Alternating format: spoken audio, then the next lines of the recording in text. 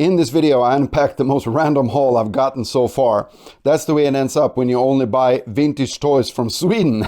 Let me explain. So the thing is, Sweden only has one auction site like eBay, and it's called Tradera, and Sweden only has about 10 million people, right? So it's kind of a limited market space. So it's like eBay, you can go on there at almost any time and find any vintage toy if you want. Exaggerating a bit, of course, but kind of like that. And if you want to like focus, I want to get Airfix 1/32 scale toy soldiers. I think you like within a month or two, you could have almost a complete collection buying from eBay. Doesn't work like that on a smaller site in a smaller country like Sweden. So I have to be more open to what I want to get, and it's going to get more random. But also I've used my imagination a lot more. I have to look at search for different things and kind of search broadly and see what's available at the time. So it's ended up being a lot of fun, actually, kind of a lot of surprises. Like when you're a kid and you're going to a toy shop in another town, right? They had different toys from the town I grew up in or lived in. So it's fun, I like it. And yeah, so I have 15 boxes. The first one is from about a month ago, and the last one I got a couple of days ago. And it's all over the place, which I like. And hopefully you like that too, but we'll see. We'll see what happens. So yeah, anyways, 15 boxes, random toys. It's going to be kind of fun, I think. Let's do this. So I guess I'll start with this one. This kind of scares me a bit though, because it looks like those styrofoam boxes, they ship or send body parts in on ice. So I don't know where this guy works, actually, that sent me this, but let's see what's inside. All right, cool. So a US 105mm howitzer with gun crew and a pretty poor plastic top for it. I really like this dinky style packaging. Here's some instructions for how to use it, and it's actually in... yeah, it's in good condition. It's cool. I like these. Kind of, yes, it's fun, but it's... yeah, these are nice. I think these are 1/48 scale. I don't think these are 132, or are they? I can't remember now with the dinkies. But anyways, that's cool. I didn't have that, so it's kind of like a, you know, like I said, I have to get what I kind of can find at the moment on the Swedish site. So it wasn't perfect, but it's cool. And I think I'm going to use that with these. He had some extra of these that I bought. 3 more howitzers. I guess they're all missing the end part of the barrel, but they're supposed to be working, at least all of them. But anyways, and then I got one of these. I think that's the Pack 38, right? The German one. So I'm going to use these for my big summer setup that I'm doing spring or summer with thousands of soldiers and a lot of other stuff like this. So this is kind of a neat little setup, having a bunch of these. So I can actually make a cool setup with like 3 or 4 howitzers shooting. So that's kind of cool. I like that. It was fun. Let's see what's in the next one here then. I'm gonna grab a couple of these small ones. Britons, it says. I think I know what's in this one. German mortar crew. Pretty decent condition. This is also just part of getting a lot more toys for that big setup. Wait a minute, did he just... I thought I bought more. I thought I bought more Britons, but let's see what's in this other small one. Yeah, just a few extra. Like I said, again, these just showed up. This one is pretty dirty, but yeah, I have these two, I think, already. So I'm not even sure why I bought this, but you know, I didn't pay much for them, so it's kind of okay. Just little smalls here and there. Let's see what's in this other small pack then. Ah, here we go. More mortar teams. So not from the same seller, but all of a sudden some Britain's Details mortar teams showed up on the site, and I got them. So now at least I got a British, I got a US, and I got a German, and I think I have a few more, but they're carded, so I'm not going to use that for that setup. But this is neat, you know, having some extra. Of course, I already have the Britain's infantry support team from Airfix, but this is easier, I think, is to set up then later on. So that was kind of cool. Next one. Not toy soldiers at all, or not even, we all play with Legos when we were kids. And this one is 653. I had this one as a kid, and I think they had it marked at 7 kronor and 50 öre, it's called. 750. I mean 1150, and then marked it down till 750. And this is brand new, never been opened. And I had this. This is cool. I want to get more Legos like these. I really like the early sets. They were so plain and simple, but still there was so much play and so much fun in them. I really loved Legos when I was a kid. Cool, let's see what's in another one. If you watch the channel, you know I like catalogs, and since these are flats, catalogs, and this one I think is pretty special because, is it this one or maybe the other one? Yes, it's this one. Ha! This is so much fun. The price list in Sweden, 1973. So I can see what everything cost. Oh, I wonder where the toy soldiers are. Let's see, this should be towards the end, right? Yeah, here you go. Infantry, U.S. Civil War. That's 172nd. That's 172nd Sheriff of Nottingham. Romans, Fort Apache. Here you go. This is. These are more expensive. Yeah, they're also 750 in Swedish currency. Paratroopers, German infantry. So they were 750 in Swedish kroner when I was 5 years old. This is really cool. Yeah, I'm trying to get more catalogs with the price list because it just makes it so much more fun when you're collecting to see what they cost back then. Because sometimes I try to remember, or other people also try to remember, but it's just hard to remember what you pay for toys back then. This one is packaged in a beer. Britain's 1979 and price list. That's right, I got 2 of them with price lists. I really like that. Oh, this is a nice catalog. And wait a minute, this is the dealer catalog. Point of sales, different kind of racks for selling, and then how they how you can order them in different kind of packages. That's really cool to see what was available in 1979 for dealers to buy, and then you can also see them what you can collect. Nice. These boxes, come on, man. I have to get some of these, the bigger ones. German, British infantry, and there's supposed to be a big one with the vehicles. Oh, look at this one, military set, 9751. I'll look at the end of the video, I'll go back and look and see how much this was in Swedish currency. I'll translate it into like pounds and euros.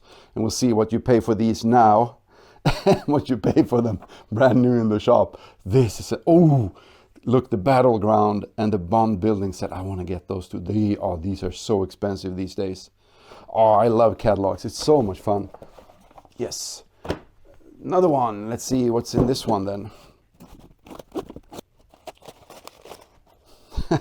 I don't think the paper is part of the original packaging, but this is cool.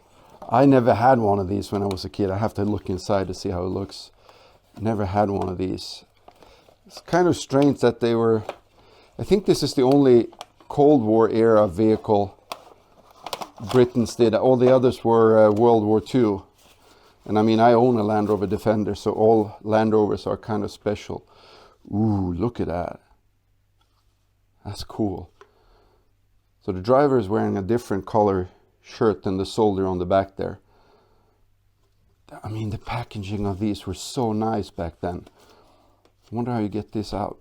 Oh, it's the same as with Matchbox and those. There you go. There you go. Gotta take it out carefully. I mean, just the build quality on these are amazing. Is this supposed to do something? Or is it just a tow hook? That's nice. This is brand spanking new. Who doesn't love Land Rovers? Does it roll well? Yeah. That's cool. It's such a solid, heavy feeling with toys like this. You know, it's got some to it. That's very nice. Cool. Something small in this one. Yes. These. Oh, I never thought I wanted to collect the blue boxes, but then I started getting some of the figures, and I just realized I really want to get these because this artwork is, I mean, there's nothing like it. Sheriff of Nottingham. Oh man, so he's got the flag. Oh, look at this. You can see some of them, and the windows are brilliant, I think. So you can see, you know, you pick this up and you see the front, and you see some of the figures here you're gonna get like on horseback, and then you actually see some of them inside there. It's so nicely detailed. Oh, Tarzan, that's cool. Johnny Weissmuller. That's a nice set. This was a window box as well then. Oh, guy playing congas, cool. And these I like, all these non-soldier stuff like animals, and you know. Very cool. Oh, the farm stock. I wonder if I have a farm stock already, but so I want to get some of the older ones. And there's some guy that makes these like a make-believe ones for the later white boxes with zoo animals and some other sets like that. This is really nice. Start of the HO collection that I was talking about before. I'm gonna get a lot of those. Ooh, probably more HO, I think. Let's open. Nice. Japanese. So nice when I can. Oh, this is funny. Someone that owned this previous, some kid actually filled this in. I don't mind it sometimes, actually. I think it's kind of cute, you know, because you can actually, this is not just a display piece. This is a toy that someone actually owned and enjoyed and played with. So boxes are not that great of a shape, but British Commandos, I think I have these. Of course, this is the first cast, and all the Wild West I really like. This looks cool. And none of these are the window ones, no. Wagon train, that's also so cool with, you know, you get in the wagons and the horses that pull them. It's really nice. Yeah, I think I have these already. That officer always cracks me up. Who runs like that? And this, I mean, look at this box art, it's epic. You can't put this on here. I mean on today on toys like this. You can't have like soldiers fighting fires in the background. Yeah, this is really cool. Yeah, you see, he's even sad that they can't. He's crying because they can't do box art like this anymore. That's why he's crying. Actually, that's a very little known fact. But yeah, this one is not as good. He's like, go over there, and he's like, nope, I'm leaving. They're coming. I'm going. he's not taking part of this at all. And the Rommel kind of guy, you just go, raus, raus. Ah, here's someone that painted it again. These ones are so bad. They're so funny, these first ones. The second Africa Corps set, of course, is awesome. But this is it's pretty terrible. But that kind of makes it fun, I think. So let's see, we're getting to bigger and bigger boxes here. Let's see what's in this one. This is start of a new collection. I think these are East German made from, you know, somewhere in the 60s, 70s. Usually says GDR or DDR, Deutsche Demokratische Republik, or German Democratic Republic. So they made a lot of toys that were sold in Sweden around from probably other parts of Europe as well. They weren't that bad of I mean, they were pretty good toys. This is very nice. So yeah, Wild West. Who doesn't like Wild West? So I think I got a pretty good deal on this one. Actually, I paid like 40 pounds, maybe 50 euros. And it looks brand new. Let's see. I got some pretty worn Britain's detail figures, but I have some of these already from when I was a kid. Oh, this one reminds me of the really cool Airfix cowboy. But the pistol is broken, or too bad. Yeah, these were really nice. So I want to get some of these that are not broken and actually repaint them. So this is good. I have a few spares to just do custom work with. So this was really nice. I like this. A lot of my friends, I didn't have any of these, but yeah, I don't recognize that brand, so I have to do more research on these. Really neat. What a nice big box. That is cool. So more East German toys coming up. Shaky, shaky. No sound. Silent toys. Let's see what's in it. Cool. Revell. I don't have any of these. I think these are like 90s something.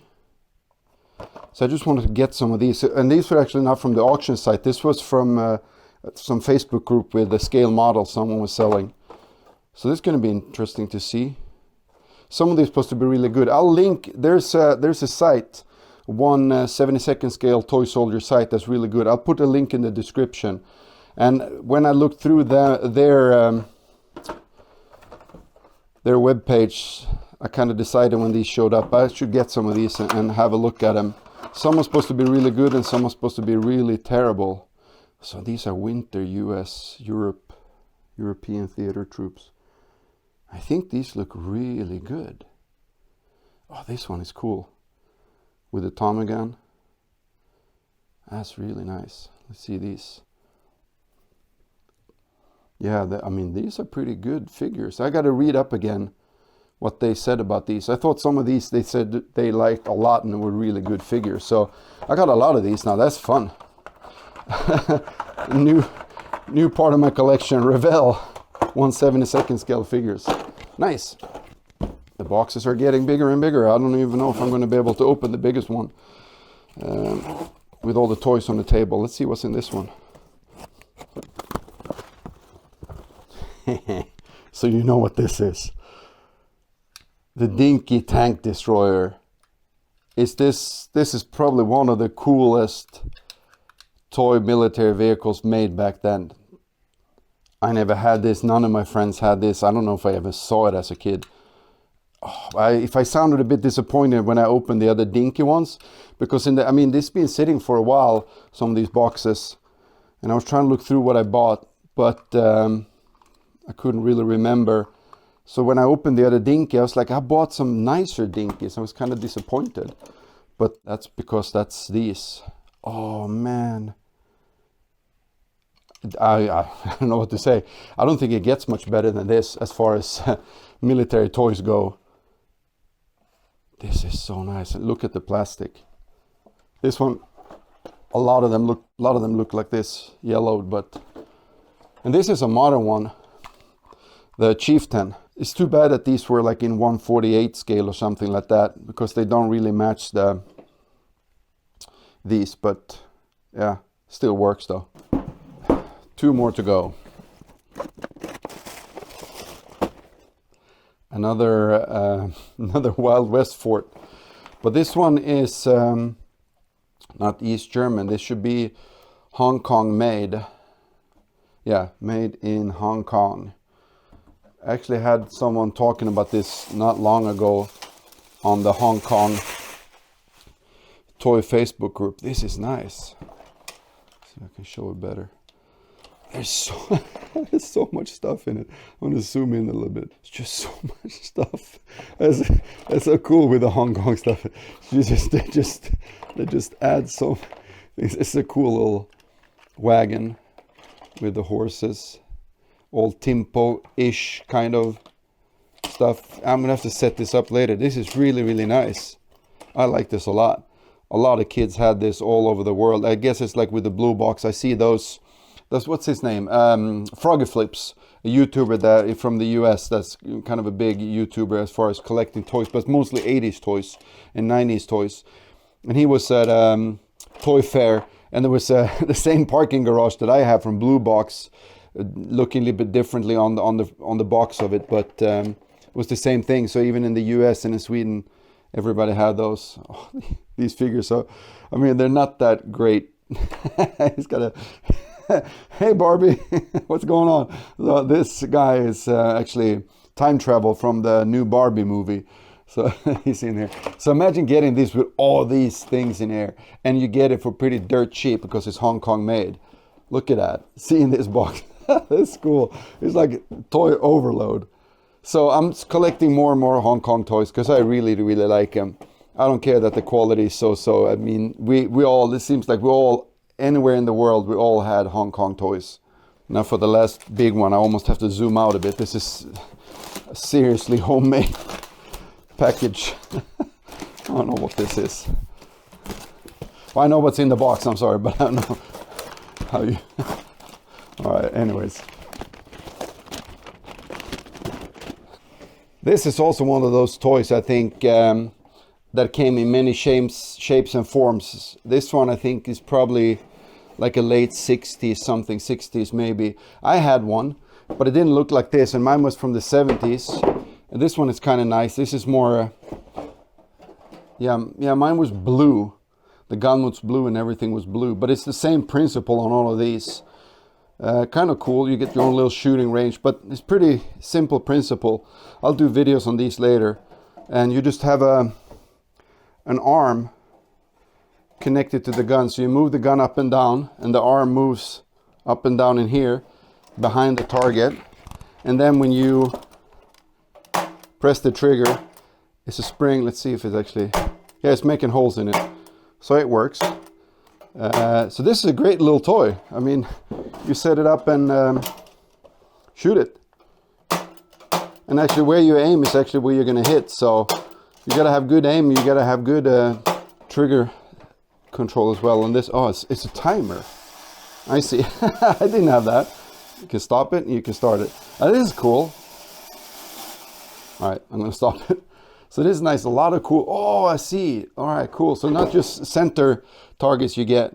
So you have to actually go in a circle on these. So it makes it more difficult than just holding aim in the middle. You actually have to move it. This is cool. That's cool. I like that. Yeah, so most of these are being used, but I think I can actually copy this in a copy machine and put it on a thicker piece of paper, like a thin cardboard, and actually use this. This is kind of cool. I have another shooting toy coming in from England. I can't even fit it in the frame. From England in a few weeks, or in a week, I should say, and that'd be cool too. And have a look at that. Yeah, I guess that's it for this video. I'm gonna try to practice a little bit here, and I'll catch you guys later. Cheers.